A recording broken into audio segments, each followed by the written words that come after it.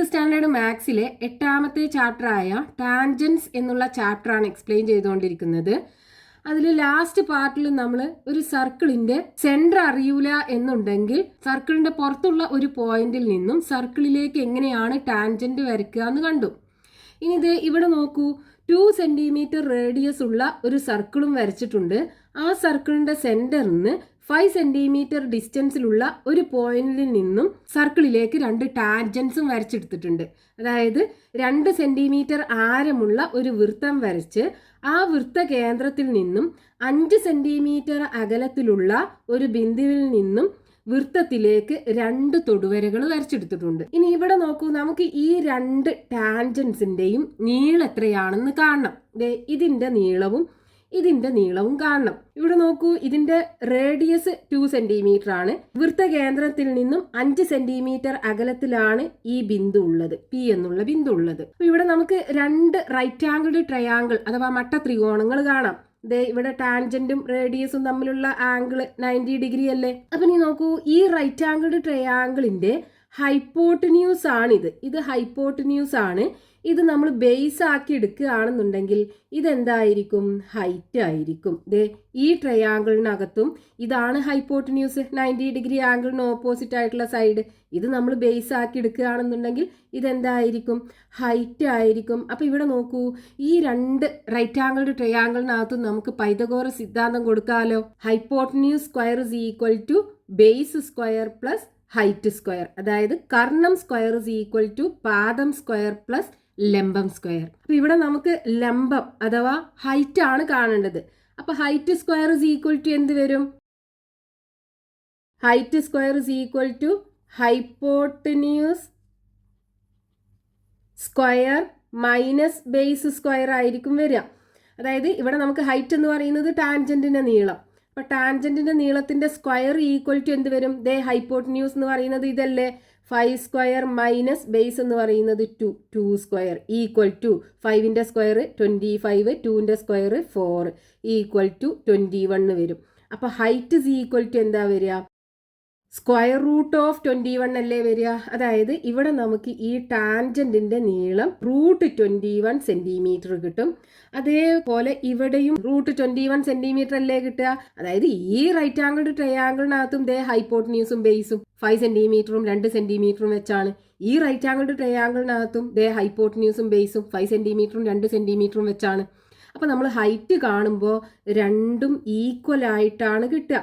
അതായത് ഈ 2 ടാൻജൻസും അതായത് 2 തൊടുവരകളും ഈക്വൽ ലെങ്ത്തിലായിരിക്കും ഉണ്ടാകുക. അപ്പോൾ നോക്കൂ, നമ്മൾ സർക്കിളിന്റെ പുറത്തുള്ള ഒരു പോയിന്റിൽ നിന്നും സർക്കിളിലേക്ക് വരക്കുന്ന 2 ടാൻജൻസും ഈക്വൽ ആയിരിക്കും.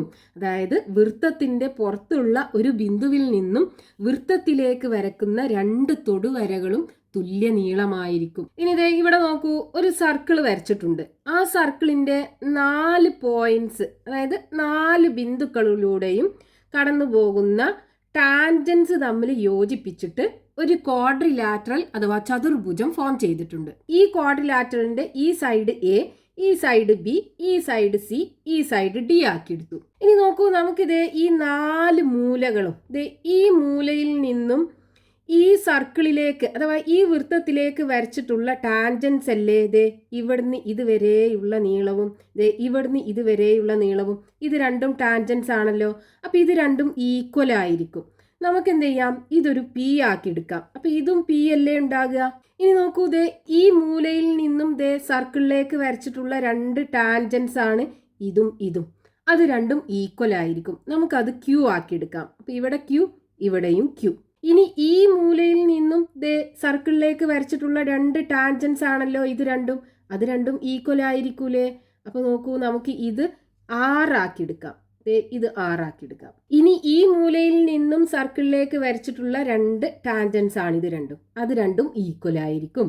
അതായത് ഇതും ഇതും തമ്മിൽ ഈക്വൽ ആയിരിക്കും. നമുക്കിത് എസ് ആക്കി എടുക്കാം. അപ്പൊ ഇതും എസ് ആയിരിക്കും. ഇനി നമ്മൾ ഇതിന്റെ ഓപ്പോസിറ്റ് സൈഡ്സുകൾ ഒന്ന് ആഡ് ചെയ്ത് നോക്കൂ.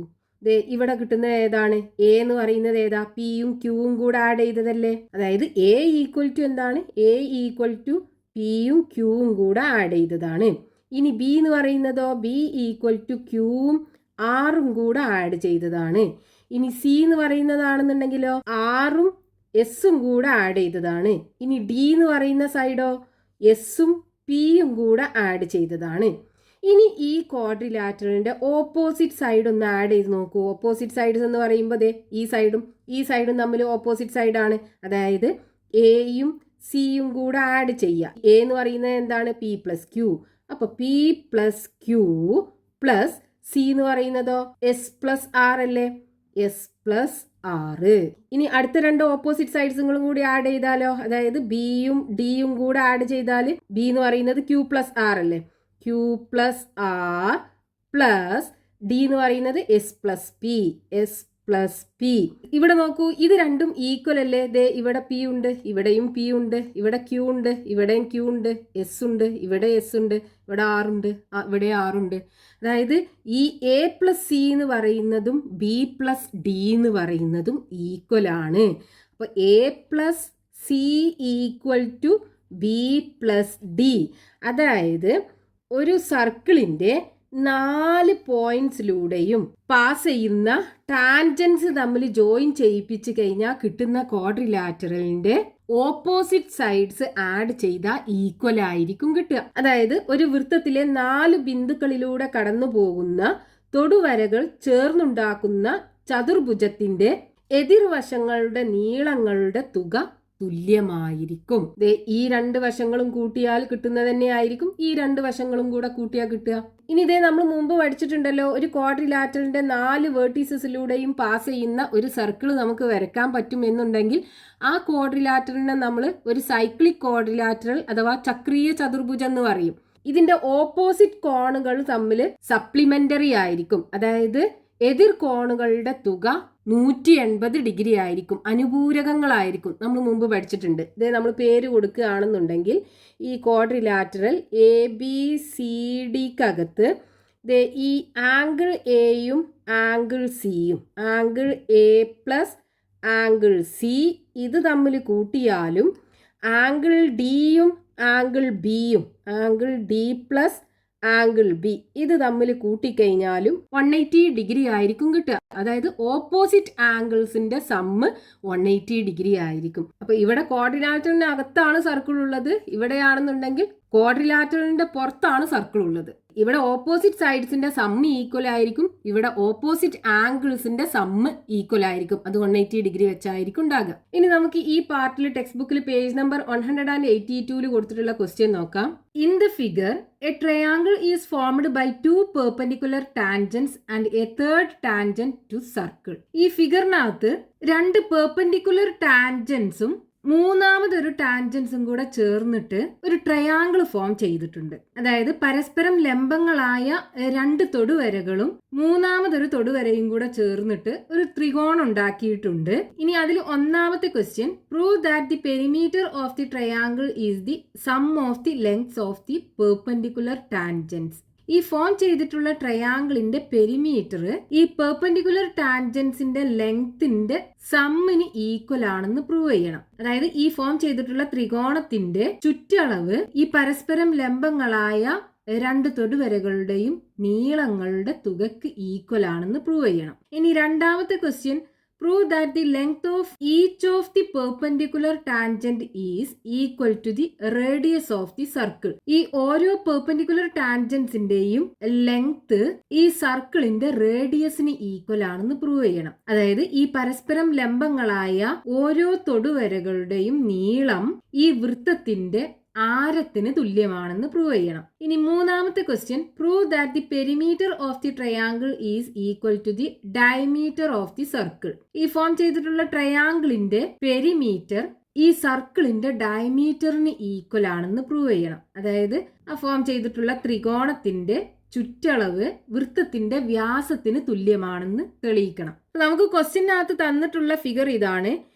ഇതിനകത്ത് ഈ 2 ടാൻജൻസ് ഇപ്പൊ പി എന്നുള്ള പോയിന്റിൽ നിന്നും ഈ സർക്കിളിലേക്ക് വരച്ചിട്ടുള്ള ഈ 2 ടാൻജൻസും, അതായത് 2 തൊടുവരകളും തമ്മിൽ പെർപെൻഡിക്കുലർ ആണെന്ന് തന്നിട്ടുണ്ട്. അപ്പൊ ഇവിടെയുള്ള ആംഗിൾ 90 ഡിഗ്രി ആണ്. അതേപോലെ മൂന്നാമതൊരു ടാൻജന്റ്, ഈ ടാൻജന്റ് ഈ ടാൻജന്റും ഈ രണ്ട് ടാൻജന്റും കൂടെ ഇവിടെ ഒരു ട്രയാങ്കിൾ ഫോം ചെയ്യുന്നുണ്ടല്ലോ. ഈ ട്രയാങ്കിളിന് നമുക്ക് പേര് കൊടുക്കാം, ട്രയാങ്കിൾ PQR.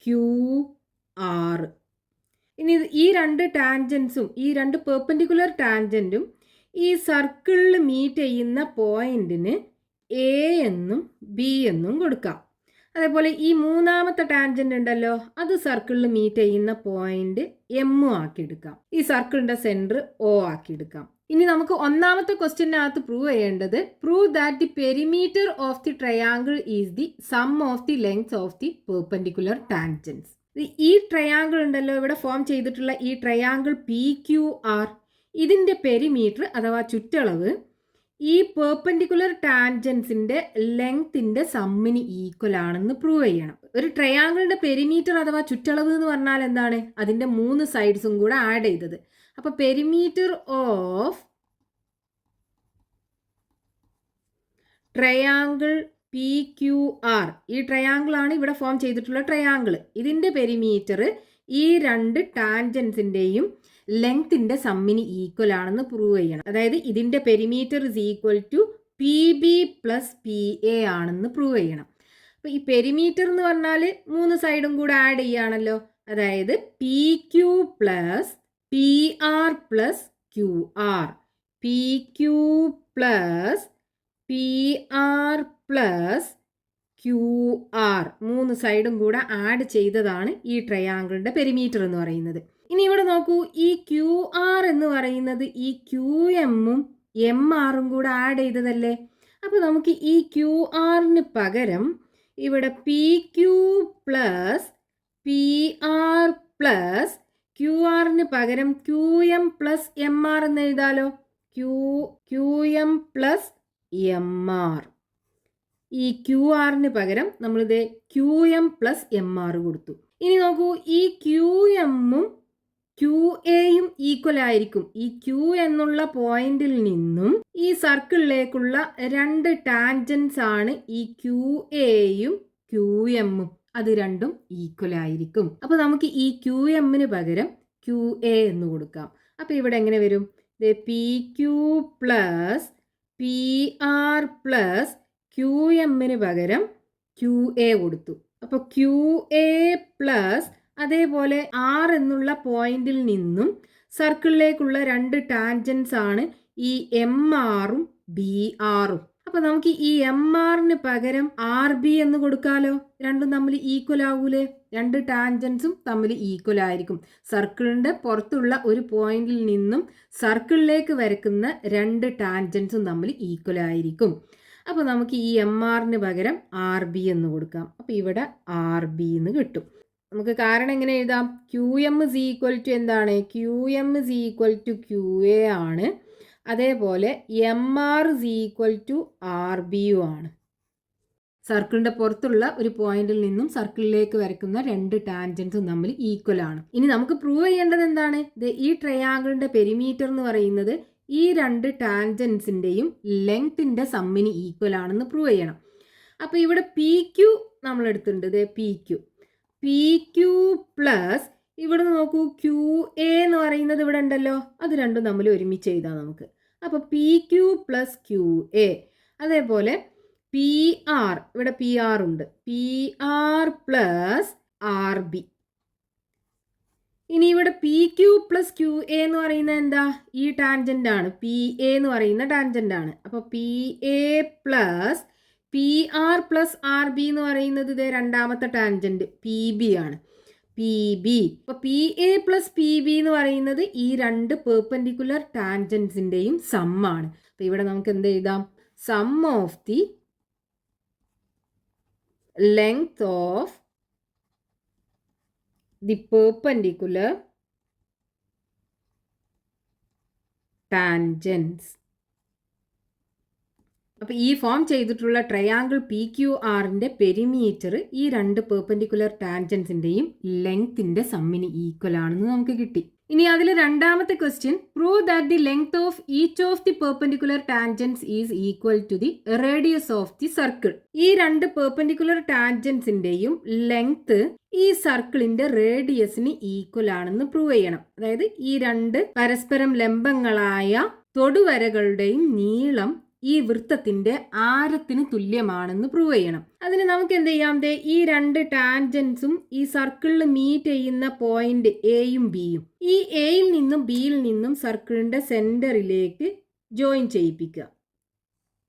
ഇതുപോലെ ഈ രണ്ട് പോയിന്റിന്നും സർക്കിളിന്റെ സെന്ററിലേക്ക് യോജിപ്പിക്കുക. ഇനി നമുക്കറിയാലോ ടാൻജന്റും സർക്കിളിന്റെ റേഡിയസും തമ്മിലുള്ള ആംഗിൾ 90 ഡിഗ്രി ആണെന്ന്. അപ്പൊ ഇവിടെ നോക്കൂ, ഈ പി ബി എന്ന് പറയുന്നത് ടാൻജന്റ് ആണ്, ഈ ഒ ബി എന്ന് പറയുന്നത് സർക്കിളിന്റെ റേഡിയസ് ആണ്. അപ്പൊ റേഡിയസും ടാൻജന്റും തമ്മിലുള്ള ആംഗിൾ 90 ഡിഗ്രി. ഇവിടെയും ഇത് ടാൻജന്റ് ആണ്, ഇത് റേഡിയസ് ആണ്. അപ്പൊ റേഡിയസും ടാൻജന്റും തമ്മിലുള്ള ആംഗിൾ 90 ഡിഗ്രി. ഇനി ഇവിടെ നമുക്കൊരു ക്വാഡ്രിലാറ്ററൽ കാണാം, എ പി ബി ഒ.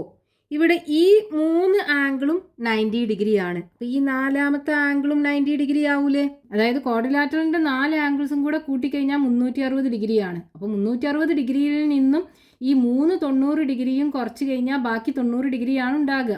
ഇനി ഒരു ക്വാഡ്രിലാറ്ററലിന്റെ 4 ആംഗിൾസും 90 ഡിഗ്രി ആണെന്നുണ്ടെങ്കിൽ ആ ക്വാഡ്രിലാറ്ററൽ ഒരു റെക്റ്റാങ്കിൾ അഥവാ ചതുരമായിരിക്കും. ഇനി ഇവിടെ ഈ രണ്ട് അഡ്ജസന്റ് സൈഡ്, അതായത് പി എയും പി ബിയും ഈക്വൽ ആണ്. ഈ ചതുരത്തിന്റെ, അതായത് ഈ റെക്റ്റാങ്കിളിന്റെ അഡ്ജസന്റ് സൈഡ്സ് ഈക്വൽ ആണെന്നുണ്ടെങ്കിൽ അതൊരു സ്ക്വയർ ആകൂലേ, സമചതുരമാകുമല്ലോ.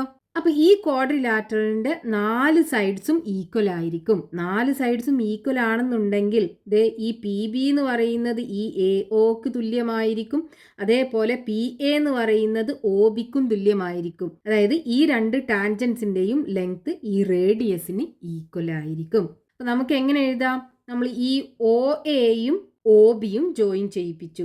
അപ്പൊ നമുക്ക് ഇവിടെ രണ്ട് ആംഗിൾ കിട്ടി, ഈ രണ്ട് ആംഗിളും 90 ഡിഗ്രി ആയിരിക്കും. അതായത് angle A equal to angle B, angle A equal to angle B equal to 90 degree ആണ്. റീസൺ എന്താണ്? Radius and tangent are perpendicular to each other.